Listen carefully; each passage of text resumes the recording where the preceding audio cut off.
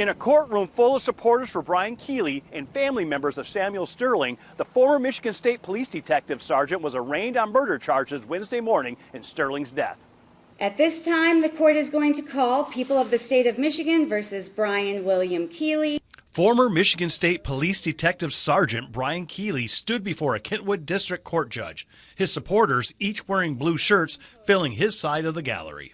Mr. Keeley, in this matter, the people are alleging you committed the following offenses. Keeley heard Judge Sturkenberg list his charges: second-degree murder and involuntary manslaughter in the death of Samuel Sterling, both felonies with a maximum punishment of life in prison. Do you understand those charges?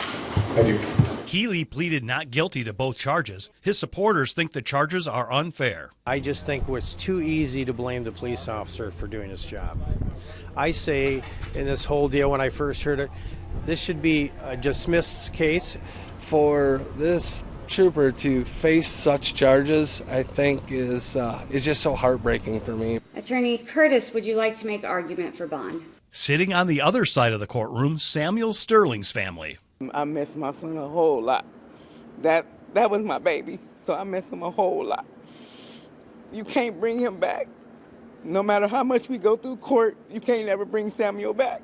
The judge decided to give Keeley a $250,000 personal recognizance bond, which means he won't have to put up any money to get out of police custody. Sterling supporters say the low bond sends the wrong message. He's been charged with second-degree murder, and he was patted on the wrist out of here on a personal recognizance bond. Is a message to law enforcement that our lives don't matter. I'm disappointed. Very disappointed. I'm surprised. I'm just lost for words. It's just the first step to get justice for my son. Keeley's next court hearing is a probable cause conference on June 17th. Supporters for Samuel Sterling say they will hold a rally and march on the front steps of the state capitol Friday at noon. In Kentwood, Darren Bauer, Fox 17 News.